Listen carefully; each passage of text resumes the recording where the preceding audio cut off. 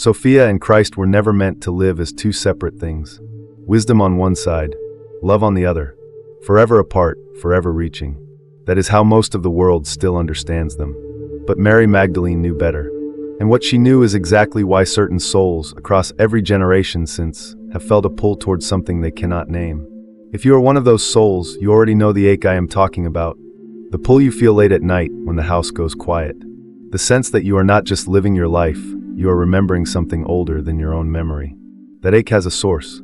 Two living currents, one made of pure wisdom, the other made of pure love, meant to meet inside your chest instead of drifting through you as strangers. Mary Magdalene did not just witness that merging from a distance. She held it inside her own body. And she is the reason certain souls, the ones ancient teachers quietly called chosen, were ever given away to find it for themselves. I need you to sit with that for a second, because this is not a metaphor I am reaching for to sound poetic. This is, I believe, the single most important piece of her teaching, and it is the piece almost every version of her story leaves out completely. I have made a lot of videos about spiritual awakening, but I have been holding on to this particular teaching for a while, waiting until I felt ready to say it clearly. Tonight, I finally feel ready, because here is what I believe with everything in me. That same merging is not locked away in her story. It is available inside you tonight if you know where to look. And before this video ends, I am going to walk you through the exact step-by-step process Mary Magdalene gave to the souls she considered ready. The same steps passed down to you, so you can open that door yourself before you close your eyes tonight. But first, you need to understand who she really was. Because almost everything you were taught about her is a wall built to keep you from what she actually knew. Stay with me all the way to the end, because the process will not land the way it should unless you understand what you are actually doing when you walk through it. I want to say something plainly, because I believe it with my whole chest. Mary Magdalene was not a footnote. She was not a side character added for drama. She was not, as she was painted for centuries, a woman defined by shame. I think that story was built on purpose. A woman who holds real spiritual authority is dangerous to systems built on control. So the easiest thing to do with a woman like that is shrink her. Make her small. Make her sinful. Make her someone to pity instead of someone to study. But here is what I believe actually happened. She was an initiate, a woman who had been through the fire of her own transformation and came out the other side carrying something rare, a direct, unmediated closeness to the sacred. Not borrowed, not secondhand, hers. You have to understand, in the ancient world, there were two kinds of spiritual knowing. There was the public teaching, the parables, the sermons, the stories told to crowds. And then there was the inner teaching, the kind whispered to a handful of people who were ready to actually hold it without breaking apart under its weight. I believe Mary Magdalene was one of the very few who received that inner teaching. Not because she was chosen by luck, because she had done the work. She had faced her own darkness and did not turn away from it. That is what qualifies a soul for depth, not perfection, but the willingness to look directly at what most people spend their whole lives avoiding. Think about that for a second. Most spiritual seekers today are still running from their own shadow, dressing it up in nicer language, calling it healing, while still refusing to actually sit with the ugliest parts of themselves. Mary Magdalene, by every account that survived the centuries of editing and erasing, did the opposite. She walked straight into it. And here is the part that changes everything, the part we are going to spend the rest of this video unpacking together. What she carried inside her was not just devotion. It was a living union, the meeting point between two forces the ancient mystics called Sophia and Christ. Stay with me here, because this is where it stops being history and starts being about you. There was a moment, a single, quiet moment that decided everything. It is night.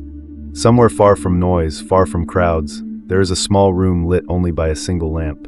The air smells like oil and dust and something faintly sweet, like crushed herbs on stone. Mary Magdalene sits alone. Her hands rest open on her knees, palms up, like she is waiting to receive something rather than reach for it. Her breathing slows. The lamp flame stretches and bends, but she does not watch it anymore. Her eyes are closed, and in that stillness, something begins to happen that no outside eye could ever witness, because it is happening entirely within her. She feels two currents rising inside her chest at once. One is soft, silver, endlessly patient, the current of wisdom, of knowing without needing proof, of seeing clearly without judgment. The other is warm, gold, alive with longing, the current of divine love, the kind that does not ask anything in return. And in that quiet room, those two currents do not compete. They do not cancel each other out. They lean toward one another slowly, the way two hands reach across a table in the dark. And they meet. For a moment, she is not separate from either one. She is the meeting point itself. There is no Mary sitting apart from the light, watching it happen to her. She has become the place where it happens. Outside, the world keeps moving the way it always does. Someone walks by in the distance. A dog barks somewhere far off. None of it touches this room. None of it can reach what just happened in that small, quiet space between one breath and the next. I want you to sit with that image for a second, because this is not just her story. I believe, with everything in me, that this same meeting point exists inside you right now, waiting in the exact same stillness. You do not need a temple. You do not need permission. You need quiet, and you need willingness. That is what we are building toward tonight. Let's talk about Sophia, because most people hear that word and think it is just a name. It is so much more than that, and once you understand it, you will start noticing it everywhere in your own life. Sophia is not a person you pray to. Sophia is a principle. She is the ancient Greek word for wisdom, yes, but in the old mystery traditions, Sophia represented something bigger, the divine feminine intelligence woven through all of creation. Not book knowledge, not facts memorized and repeated. A living, breathing knowing that exists underneath thought, older than language itself. Think about the moments in your life when you just knew something, before you could explain why. That quiet certainty in your gut that told you to leave a room, or trust a person, or turn down a path nobody else could see the reason for. That is Sophia moving through you. Most people call it intuition, and leave it there. I think that is too small a word for something that ancient and that sacred. There is a difference between information and wisdom, and I think our world has almost completely forgotten it. Information is loud. It is everywhere, all the time, screaming for your attention on every screen you own. Wisdom is quiet. It does not compete for space. It waits until you are still enough to hear it, and then it speaks once, softly, and trusts you to listen. Here is my honest opinion, and I know some people will disagree with me. I believe Sophia has been pushed to the margins of nearly every major spiritual system for the same reason Mary Magdalene was pushed to the margins. A wisdom that cannot be controlled, that speaks directly to the individual soul without needing a middleman, threatens every structure built on obedience instead of direct experience.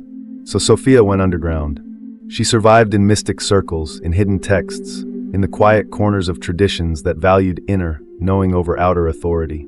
Certain early Christian mystics who were later branded heretics kept her name alive in their writings, describing her as the fallen and rising wisdom of the divine feminine, scattered through creation and slowly gathering herself back together through awakened souls. I find that image incredibly moving. Wisdom, scattered like light through broken glass, slowly reassembling itself one awakened person at a time. I believe Mary Magdalene was one of her clearest carriers. Not because she studied Sophia from a distance, the way a scholar studies an old book, because she embodied her. She did not talk about wisdom. She was a walking demonstration of it. When you feel that pull in your chest, that ancient ache we talked about at the very beginning of this video, some part of that is Sophia trying to reach you. She has never left. She has just been waiting for you to go quiet enough to hear her. Now let's talk about the other half of this union, and I want to be really careful and really clear here, because this word carries a lot of weight for a lot of people, and I respect that completely. When I say Christ in this context, I am not talking about a religious label or a doctrine you have to sign on to. I am talking about something older, and I believe something bigger than any single tradition can fully hold. In the mystic understanding, Christ refers to a state of consciousness, an anointed awareness, a soul that has awakened to its own divine nature and lives from that place instead of from fear. Think of it less like a name and more like a frequency, a way of being so fully awake, so fully loving, that everything you touch becomes a little more alive. That is the Christ state. It is not reserved for one man 2,000 years ago. I believe it is a doorway available to any soul willing to walk through the fire required to reach it. This is not a small claim, and I know it. But I think if you strip away the centuries of institution and politics that got layered on top of this word, what is left underneath is something almost unbearably simple. A person who has stopped living from wounds and started living from love. A person whose very presence in a room changes the temperature of it. That state has a name in nearly every mystic tradition on earth, even the ones that never heard the word Christ. Different languages, same fire. And here is where Mary Magdalene becomes so important, so central, that I genuinely believe her story has been buried on purpose. She was not just near this Christ consciousness. She held the bridge to it. She was the one who understood in her own body, in her own soul, how wisdom and awakened love do not have to live in separate rooms. This is the part almost nobody teaches. Wisdom without love turns cold. It becomes judgment dressed up as clarity, the kind of person who is technically right about everything and somehow still leaves people feeling smaller after every conversation. And love without wisdom turns blind. It becomes attachment dressed up as devotion, the kind of person who gives and gives until there is nothing left of themselves, mistaking self-erasure for holiness. Mary Magdalene, in my belief, was the living proof that these two do not have to be enemies. They can marry inside one soul. And when they do, something happens that changes everything. That marriage is what we are calling, tonight, the Sophia-Christ union. This is the deepest part of tonight's teaching, so I want you to really lean in here, because this is the part most people online will skim past without ever explaining properly. The union of Sophia and Christ is not a metaphor you just nod along to and forget. It is a real inner process, an alchemical shift that happens when a soul stops splitting itself in half. Most of us walk through life divided. We live from the head in some moments, cold, calculating, protecting ourselves with logic. And we live from the heart in other moments, soft, open, sometimes reckless with our love. We swing back and forth like a pendulum, never quite whole in either place. One week you are guarded and distant, telling yourself you are just being wise. The next week you are pouring your whole heart into someone who never asked for it, telling yourself you are just being loving. Neither one on its own is the truth of who you are. The Sophia-Christ union is what happens when that pendulum stops swinging and settles, finally, in the center. When your wisdom becomes warm instead of cold. When your love becomes clear instead of blind. That center point is not a compromise between the two. It is something entirely new. A third thing born from the marriage of the first two. The way fire is neither the wood nor the spark alone, but something that only exists once they meet. The old mystics called this the sacred marriage, the inner wedding. I know that phrase sounds almost too simple for something this profound, but simplicity is often where the deepest truths hide. This inner wedding is not about finding another person to complete you. It is about your own masculine and feminine energies, your wisdom and your love, your stillness and your passion, finally recognizing each other as one family instead of two strangers pretending to share a house. I think this is actually the deepest reason so many people struggle in their outer relationships. We go looking for another person to give us the wholeness we have not yet found inside ourselves. And no partner, no matter how loving, can permanently fill a gap that was never meant to be filled from the outside. The Sophia-Christ union happening within you first is, I believe, what allows real, healthy love with another person to even be possible. You cannot pour from a cup that is still fighting itself. Now here is the part one needs you to really hear, because this is the part almost nobody says clearly. This union is not given to everyone equally, and that is not because the divine plays favorites. It is because readiness matters. Some souls are simply not yet still enough, not yet honest enough with themselves, to hold that much light without flinching and running back to distraction. The souls who are called chosen for this merging are not special because they were picked out of a crowd like winning a lottery. They are chosen because something in their journey, often something painful, something that broke them open, cracked them enough to let the light in. Mary Magdalene's own story, whatever pain came before her transformation, is proof of exactly this. The wound is often the doorway. I believe this union is available to far more people than the old traditions ever admitted. Not because I want to make it sound easy, it is not easy, but because I do not believe the divine hoards its deepest gifts from ordinary people. I think the gate has always been open. Very few people were simply told where to find it. Tonight, I am telling you. Let me describe some things to you, and I want you to notice, honestly, if any of them land in your chest like a bell being struck. You have always felt slightly out of step with the world around you. Not better than anyone. Just different. Like you are watching the same movie as everyone else, but reading subtitles nobody else can see. You feel things other people around you do not seem to feel. The mood of a room before anyone speaks. The heaviness in a person's voice underneath their words. A shift in the air before something happens. You have probably learned to keep this quiet, because when you were younger, someone made you feel strange for noticing so much. You have gone through a period of real darkness, grief, loss, a breaking apart of something you thought would last forever, And instead of it destroying you completely, something in you rebuilt itself differently afterward. Softer in some places, stronger in others. You are drawn to silence in a way that surprises even you. Not because you are avoiding people, but because something inside you needs that quiet space to hear itself. You find yourself crying at things other people barely notice. A piece of music, a stranger's kindness, the way light falls through a window in late afternoon. That is not weakness. That is a soul that has not fully closed itself off yet, still permeable to beauty in a world that constantly asks you to toughen up. And you have felt, more than once in your life, a longing you cannot name. Not for a person, not for a place, for something you cannot describe, except to say it feels like remembering rather than wanting. If even one of those landed inside you tonight, I want you to know something. I do not believe that is a coincidence. I believe that is Sophia-Christ consciousness already stirring inside you, waiting for you to stop ignoring it. I have felt every single one of those things myself, more than once, in my own life. That ache, that strange loneliness, that feeling of remembering something I never technically learned. I used to think something was wrong with me. Now I believe it was the opposite. I believe it was an invitation. And tonight, that invitation is about to open the door. This is the process Mary Magdalene taught to the souls she trusted. A contemplative practice, not a religious ritual, not tied to any single tradition. If anything ever feels like too much, open your eyes and come back to the room. Here is what you need to do, tonight, before you sleep. Find a space where you will not be interrupted. Turn the lights down low, or better, light a single candle if you have one nearby. Let the room feel the way that quiet room in our earlier vision felt, still, unhurried, safe. Sit comfortably. You do not need to sit on the floor with perfect posture. A chair is fine. A bed is fine. What matters is that your spine feels supported and your body feels settled, not slumped and not straining. Close your eyes. Take 3 slow breaths, and with each exhale, feel your shoulders drop a little further. Feel your jaw unclench. Feel the tension leave your hands. Let your whole body understand, one breath at a time, that nothing is required of it right now except to rest. Now bring your attention to your chest, right at the center.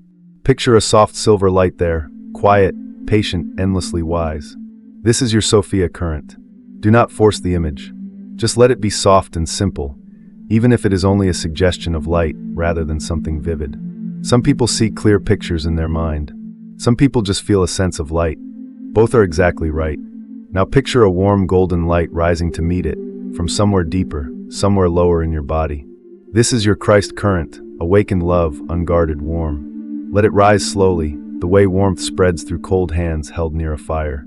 Watch, in your mind's eye, as these 2 lights begin to lean toward each other. Do not rush this. Let them drift closer the way 2 old friends walk toward each other across a quiet room. And when they touch, let them blend. Silver and gold merging into something that is neither one nor the other, but both at once, a soft, glowing center light, right in the middle of your chest. Sit with that light for as long as feels right. A minute, 5 minutes, longer if you want to stay.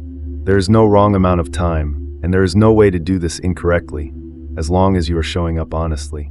As you sit there silently in your own mind, say something like this to yourself. Not out loud unless you want to. Just inwardly, gently, the way you might speak to someone you love. I welcome the meeting of wisdom and love within me. I am ready to hold this union. I am not divided. I am becoming whole. Let those words settle instead of forcing them to feel a certain way. Some nights this will feel powerful and alive, like something genuinely shifted in your chest. Other nights it will feel quiet and ordinary, almost uneventful. Both are exactly right. This is not about chasing a dramatic feeling every single time. It is about opening a door and letting whatever comes through, come through in its own time, on its own terms. When you feel ready, take 1 more slow breath and gently open your eyes. Notice the room around you again. Notice that you are still you, just a little quieter than before. That is it. That is the process Mary Magdalene passed down. Not a ritual with elaborate tools, not something that requires special objects or perfect conditions, but a returning, night after night, to that quiet meeting point inside your own chest. The doorway was never far away. It was just waiting for you to stop looking for it somewhere else. I want to be honest with you about what happens next, because I do not want to oversell this to you. This is not a lightning bolt. Most people do not sit down for one practice and wake up transformed. What happens instead is slower, and in a way more beautiful. You start noticing small shifts. A conversation that used to make you defensive suddenly makes you curious instead.